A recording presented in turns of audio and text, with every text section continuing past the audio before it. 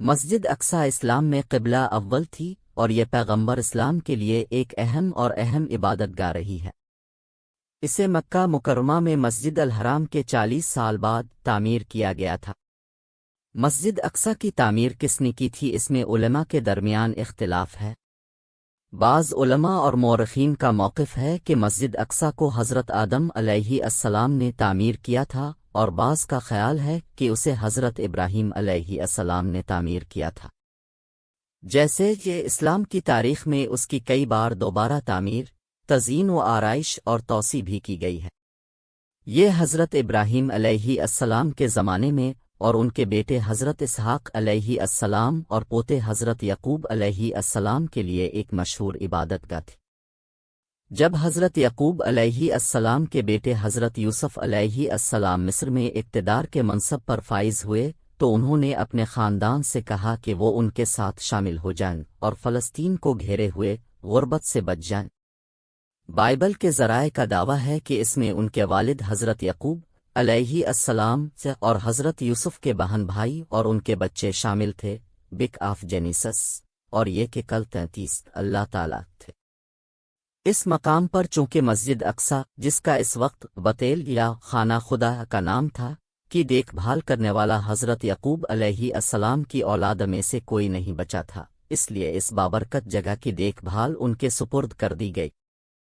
اس سرزمین کی مقامی آبادی، جو حضرت ابراہیم علیہ السلام کے پیروکار بھی تھے، فلسطینی بنی اسرائیل جو اپنی مرضی سے بہتر مادی زندگی کی تلاش میں مصر چلے گئے تھے، وہ تقریباً 4 صدیوں تک وہاں رہے اور مصریوں کے غلام بن گئے۔ یہ غلامی اسی وقت ختم ہوئی جب حضرت موسیٰ علیہ السلام نے اللہ کے حکم سے انہیں فرعون سے آزاد کیا۔ تاہم بنی اسرائیل نے فلسطین واپسی کے اللہ کے احکامات کو ٹھکرا دیا اور اس طرح انہیں 40 سال تک صحرائے سینا میں رہنے اور گھومنے کا حکم دیا گیا۔ یہ اس وقت ختم ہوا جب ایک نئی نسل نے جنم لیا، جس میں حضرت داؤد علیہ السلام شامل تھے، جنہوں نے اپنی نسل کے مومنین کو فلسطین لے گئے۔ حضرت داؤد علیہ السلام نے فلسطین کے ایک حصے میں اپنی سلطنت قائم کی اور یروشلم کو کنٹرول کیا۔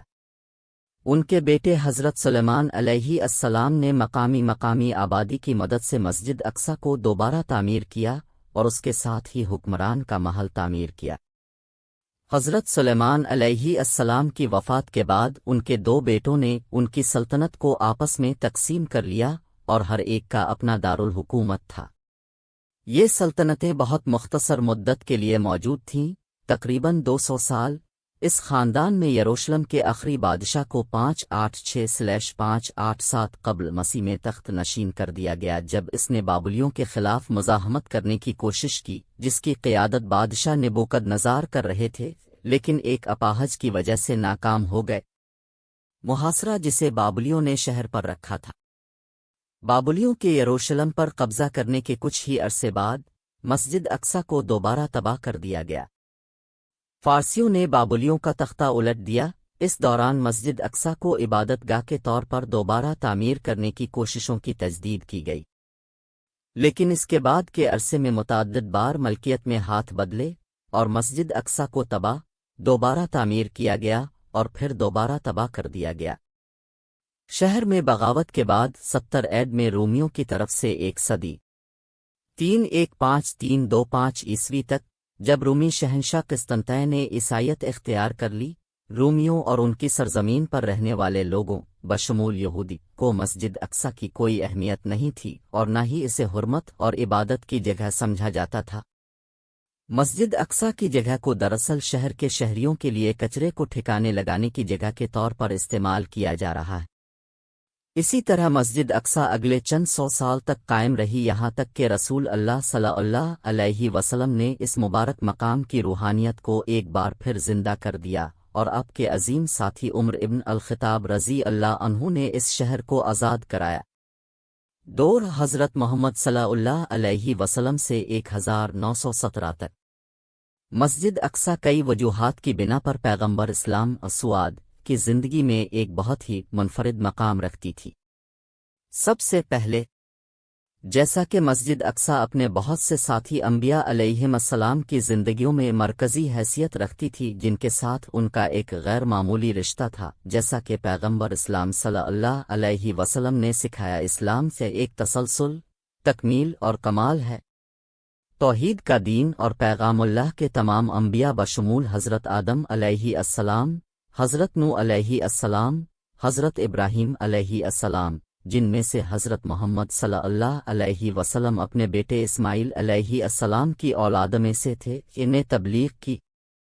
حضرت موسیٰ علیہ السلام، حضرت داؤد علیہ السلام، حضرت سلیمان علیہ السلام اور حضرت عیسیٰ علیہ السلام کے چند نام لے لے۔ مسجد اقصیٰ بھی تعریف کے اعتبار سے ان کی زندگی اور دل میں مرکزی مقام رکھتی تھی۔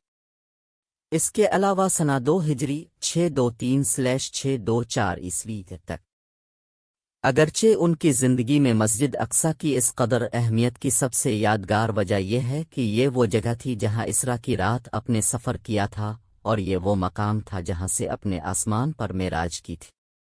احادیث کی کتابوں میں ہمیں معلوم ہوتا ہے کہ رسول اللہ صلی اللہ علیہ وسلم رات کو قباء کی زیارت کے لیے گئے اور سو گئے۔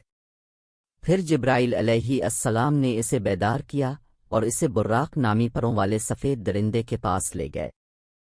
براق پر ہی نبی صلی اللہ علیہ وسلم نے یروشلم کا سفر، ایک سفر جس میں عام طور پر 40 دن لگتے ہیں، صرف ایک اہم رات میں طے کیا۔ یروشلم پہنچ کر رسول اللہ صلی اللہ علیہ وسلم نے مسجد اقصیٰ کے مقام پر تمام سابقہ انبیاء سے ملاقات کی اور ان کی امامت فرمائی، اور پھر معراج پر آسمان کی طرف روانہ ہوئے۔ اسرا کا سفر ایک ایسا اہم موقع تھا کہ اللہ تعالیٰ نے قرآن پاک میں اس سفر سے متعلق آیات نازل فرمائیں۔ پاک ہے وہ اللہ جس نے اپنے بندے کو راتوں رات مسجد الحرام سے مسجد اقصیٰ تک کے سفر پر لے جایا، جس کے اطراف میں ہم نے برکتیں رکھی ہیں تاکہ ہم اسے اپنی کچھ نشانیاں دکھائیں۔ بے شک وہ سب کچھ سننے والا اور سب کچھ دیکھنے والا ہے۔ 17 رسول اللہ صلی اللہ علیہ وسلم کی وفات کے بعد اسلام کے دوسرے خلیفہ، جو رسول اللہ صلی اللہ علیہ وسلم کے قریبی ساتھی بھی تھے، عمر بن الخطاب داخل ہوئے اور رحم کے ساتھ یروشلم کو آزاد کرایا، 40,000 صحابہ کے ساتھ۔ اس وقت کے عیسائی رہنما کی دعوت خون بہائے بغیر اور شہر کے اندر رہنے والوں کی جان، مال اور عبادت گاہوں کے تحفظ کی ضمانت کے ساتھ جو وہاں رہنا چاہتے تھے۔ جیسا کہ عمر کی شخصیت اور خصوصیات یروشلم کے آزاد کرنے والے سے مشابہت رکھتی تھیں اور صحیفوں میں پیش گوئی کی گئی تھیں، اس لیے شہر کے لوگوں نے اس کی حکمرانی کو قبول کرنے میں جلدی کی۔ جیسا کہ پہلے ذکر کیا گیا ہے کہ جب وہ 637/638 عیسوی میں مسجد اقصیٰ کے مقام پر پہنچے تو انہیں نماز کی جگہ نہیں ملی، بلکہ ایک ایسی زمین نظر آئی جسے بنجر چھوڑ دیا گیا تھا اور اسے کوڑے کے ڈھیر کے طور پر استعمال کیا جا رہا تھا۔ رومیوں یہ دیکھ کر اس نے اپنے ہاتھوں سے کچرے کو ہٹانے اور مسجد اقصیٰ کی تعمیر نو کی ذمہ داری لے لی۔ عیسائی اور یہودی دونوں عمر اور مسلمانوں کی آمد اور ان کی عادلانہ حکومت سے خوش تھے۔ 691/692 عیسوی میں عبد المالک بن مروان نے اس چٹان کی چوٹی پر، جسے آج کل ڈوم آف دی راک کے نام سے جانا جاتا ہے، تعمیر کرنا شروع کیا، جس کے بارے میں بعض کا خیال ہے کہ یہ وہ جگہ تھی جہاں سے حضرت محمد صلی اللہ علیہ وسلم نے آسمانوں کی طرف معراج کی تھی۔ تاہم یہ واضح رہے کہ اس پتھر کی اہمیت اس وجہ سے ہے یا نہیں، اس کی اصل اہمیت مسجد اقصیٰ کی حدود میں ہونے کی وجہ سے ہوتی ہے، اور اس وجہ سے یہ مسجد اقصیٰ کا حصہ۔ مسلمانوں نے 1099 عیڈ میں مسجد الاقصیٰ کو صلیبیوں کے ہاتھوں کھو دیا اور اس کی تاریخ کے سیاہ ترین اور خونی دنوں میں سے ایک کا شکار ہوئے۔ یروشلم پہنچنے پر صلیبیوں نے اعلان کیا کہ وہ کسی بھی قیدی کو نہیں لیں گے، جس کے نتیجے میں مسلمانوں کا ایک بڑا حصہ پناہ حاصل کرنے کے لیے مسجد اقصیٰ کی طرف بھاگ رہا ہے۔ صلیبی بعد میں مسجد مبارک میں داخل ہوئے اور اندر ہزاروں مسلمانوں کا قتل عام کیا۔ اس کے بعد مسجد اقصیٰ کو ایک محل میں تبدیل کر دیا گیا، اور 1187 میں عظیم رہنما صلاح الدین ایوبی کی قیادت میں مسلمانوں نے اسے دوبارہ حاصل کرنے میں 88 سال لگ گئے۔ یروشلم اور مسجد اقصی پر ان کا دوبارہ حصول عمر ابن الخطاب کی 5 صدیاں قبل کی آزادی کی یاد دلاتا تھا، اور یہ صرف ایک نسل قبل صلیبیوں کے اقدامات کے بالکل برعکس تھا۔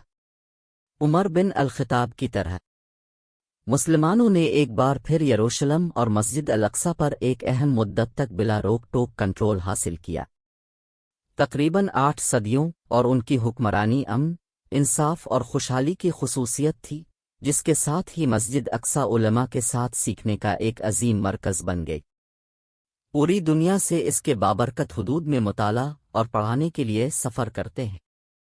تقریباً اس پورے عرصے میں عیسائیوں اور یہودیوں کو تحفظ فراہم کیا گیا اور اہل کتاب کی حیثیت سے ان کے حقوق کا احترام کیا گیا۔ 1917 سے آج تک انہوں نے اس شہر کی حفاظت کی، یہودی اور عیسائی اقلیتوں کے لیے مذہبی آزادی اور تحفظ۔ تاہم یہ سب کچھ اس وقت بدل گیا جب یورپ میں صہیونی تحریک مسلم فلسطینی سرزمین پر ایک یہودی ریاست کے قیام کے مقصد سے ابھری۔ اس صہیونی تحریک کو، جس کی انگریزوں کی حمایت حاصل تھی، پہلی جنگ عظیم کے دوران اس وقت مزید مضبوط ہوئی جب انگریزوں نے یروشلم پر قبضہ کر کے 8 صدیوں پر محیط مسلم حکمرانی کا خاتمہ کیا۔ 1917 میں فلسطین پہنچنے پر انہیں ایک ایسی سرزمین ملی جس کی آبادی 90% تھی اور 56,000 سے کم یہودی آباد تھے، جن میں سے صرف 5% مقامی فلسطینی یہودی تھے، جس میں اکثریت ان لوگوں کی ہے جو حالیہ دہائیوں میں یورپی ظلم و ستم سے بھاگے تھے۔ انگریزوں نے اس عرصے میں مسلمانوں کو مسجد الحرام پر کنٹرول کی اجازت دی۔ یروشلم پر برطانوی قبضے کے 5 سال بعد مسجد اقصی میں 20ویں صدی کا پہلا بحالی کا کام ہوا، اور چند سال بعد 1924 میں ٹرانس آرڈن نے مسجد اقصی کی نگہبانی سنبھالی۔ 1947 میں برطانیہ کی طرف سے فلسطین کا مسئلہ اقوام متحدہ کے پاس جانے سے پہلے یہودیوں کے پاس فلسطین کی کل اراضی کا 6% سے بھی کم حصہ تھا۔ اسی وجہ سے جب اقوام متحدہ کی جنرل اسمبلی نے تجویز کی کہ یہ اقوام متحدہ کے چارٹر کے مطابق ان کی اہلیت سے باہر ہونے کے باوجود ایک یہودی ریاست ہے جو فلسطینی اراضی کے 4% پر مشتمل ہوگی، مقامی فلسطینیوں نے اس تجویز کو مسترد کر دیا۔ 1948 میں صہیونیوں کی طرف سے ایک جنگ اور بے شمار قتل عام اور مظالم کے بعد یہودیوں نے فلسطینی سرزمین کے 78% پر اسرائیل قائم کیا اور تقریباً 85% بیت المقدس پر قبضہ کر لیا۔ اردنی عرب لشکر نے مغربی کنارے کا کنٹرول سنبھال لیا، بشمول یروشلم کے مشرقی حصے کا 11% جو پرانے شہر اور مسجد الاقصی کو گھیرے ہوئے۔ 1967 میں مزید جنگ کے بعد اسرائیل نے مشرقی یروشلم پر غیر قانونی طور پر قبضہ کر لیا اور یروشلم کو اسرائیل کا حصہ بنانے کا دعویٰ کیا۔ یہ حرکت تھی اور اب بھی بین الاقوامی برادری کی طرف سے اس کی مخالفت اور غیر تسلیم شدہ ہے۔ یروشلم پر قبضے اور اس کے بعد ہونے والے مظاہروں کے بعد یہودی حکام نے فوری طور پر مسجد الاقصی کو دوبارہ مسلمانوں کے قبضے میں دے دیا۔ اہم اسرائیلی شخصیات کی طرف سے مسجد الاقصی میں یہودیوں کی نماز قائم کرنے کی کوششوں اور اس کے بعد ہونے والے مظاہروں کے بعد ایک قانون منظور کیا گیا جس میں مسجد اقصی میں یہودیوں کی نماز پر پابندی عائد کی گئی۔ اس فیصلے کا مطلب یہ بھی تھا کہ یہودی اور غیر ملکی سیاح صرف مغرب کے دروازے سے ہی مسجد اقصی میں داخل ہو سکتے ہیں۔ تاہم 1967 کے بعد سے بہت سے اسرائیلی حکام نے یہودیوں کو مسجد الاقصی کی جگہ پر عبادت کرنے کی اجازت دینے کے احکام منظور کیے ہیں، اور بہت سی تنظیمیں اسرائیلی حکام سے مسجد الاقصی کی مقدس سرزمین پر یہودیوں کی عبادت گاہ کی تعمیر نو کا عمل شروع کرنے کے لیے لابنگ کر رہی ہیں۔ 1969 میں ایک صہیونی انتہا پسند کی طرف سے لگائی گئی آگ نے صلاح الدین ایوبی کے نصب کردہ منبر کو تباہ کر دیا۔ منبر کو دنیا کا سب سے خوبصورت تصور کیا جاتا تھا اور اسے دیودار اور دیگر لکڑی کے 10,000 سے زیادہ آپس میں جڑے ہوئے ٹکڑوں، آئیوری اور مدر آف پرل کے بغیر کسی گوند کیل کے بغیر چسپاں کیا گیا تھا۔ آتش زدگی سے ہونے والے زیادہ تر نقصان کی مرمت میں 20 سال سے زیادہ کا عرصہ لگا، کیونکہ اسرائیلیوں نے مسجد اقصی میں مناسب وسائل کی اجازت نہیں دی تھی۔ 1987 میں غزہ میں ایک چوکی پر قطار میں کھڑے 4 فلسطینیوں کو قتل کر دیا گیا، جس نے پہلی انتفاضہ کو جنم دیا۔ انتفاضہ کا لفظی مطلب ہے ہلانا، اور فلسطین اور مسجد اقصی کو اسرائیلی جبر سے آزاد کرنے کے معنی میں استعمال کیا جاتا ہے۔ 2000 میں ایریل شیرون نے 1000 سے زیادہ سیکیورٹی گارڈز اور پولیس کے ساتھ مسجد اقصی پر مارچ کیا۔ اس نے دوسری فلسطینی انتفاضہ کو جنم دیا۔ اس دورے کے بعد مسجد اقصی میں نماز پڑھنے کے خواہشمند فلسطینیوں پر پابندیاں عائد کر دی گئیں۔ فلسطینی مردوں، خاص طور پر جن کی عمریں 18-50 سال کے درمیان کو مخصوص اوقات میں نماز ادا کرنے پر پابندی کا سامنا کرنا پڑا۔ یہ پابندیاں آج تک برقرار ہیں۔ مارچ 2013 میں آرڈن کے شاہ عبداللہ دوم نے فلسطینی اتھارٹی کے صدر محمود عباس کے ساتھ ایک معاہدے پر دستخط کیے جس میں اس جمود کو برقرار رکھا گیا اور اس بات کا اعادہ کیا گیا کہ آرڈن کا بادشاہ یروشلم میں مقدس مقامات کا سرکاری محافظ ہے اور اسے تمام قانونی کوششیں کرنے کا حق حاصل ہے۔ ان کے تحفظ کے لیے خاص طور پر مسجد اقصی کو نومبر 2013 میں کنیست اسرائیلی پارلیمنٹ میں ایک مسودہ اسرائیلی قانون تجویز کیا گیا تھا جس میں یہودیوں کو مسجد اقصی میں نماز پڑھنے کا حق دیا گیا تھا۔ یہ ترقی قوم پرستوں کی 40 سال کی شدید لابنگ کا نتیجہ ہے جو مسجد الاقصی کو اس کی موجودہ شکل میں تباہ کرنا چاہتے ہیں اور اس کی جگہ یہودیوں کی عبادت گاہ بنانا چاہتے۔ اکتوبر 2014 میں اسرائیلی حکام نے 1967 کے بعد پہلی بار مسجد الاقصی کو بند کر دیا۔ اس کے نتیجے میں پورے فلسطین اور مسلم دنیا میں بڑے پیمانے پر احتجاج ہوا اور اس کے بعد مسجد الاقصی کو دوبارہ کھول دیا گیا۔ آج کے حالات کا خلاصہ: اسرائیل نے منظم طریقے سے زیادہ تر فلسطینیوں کو مسجد الاقصی تک رسائی سے انکار کیا، مسجد الاقصی کے نیچے کھدائی کے کاموں کی اجازت دی ہے جس سے مسجد اقصی کی بنیادوں کو نقصان پہنچا ہے، اور یہودیوں کو مسجد الاقصی میں داخل ہونے کی اجازت دی ہے۔ ایسی مقدس سرزمین کی بے عزتی کے خوف سے یہ روایتی ربی قانون کے خلاف ہونے کے باوجود اس کے علاوہ سپریم مسلم کونسل کی طرف سے متعدد اپیلوں کے باوجود اسرائیل مسجد الاقصی پر مستقل طور پر حفاظتی دستے برقرار رکھے ہوئے ہیں اور پھر بھی مسجد الاقصی کو نقصان پہنچانے والے صہیونی انتہا پسندوں کو روکنے میں ناکام ہے۔ دلچسپ بات یہ ہے کہ اقوام متحدہ کی سلامتی کونسل نے اسرائیل کے پرانے یروشلم کے الحاق کی مذمت میں 20 سے زائد قراردادیں منظور کی ہیں، اور اسرائیل اپنی تاریخ میں اقوام متحدہ کی طرف سے سب سے زیادہ مذمت کرنے والا ملک رہا ہے۔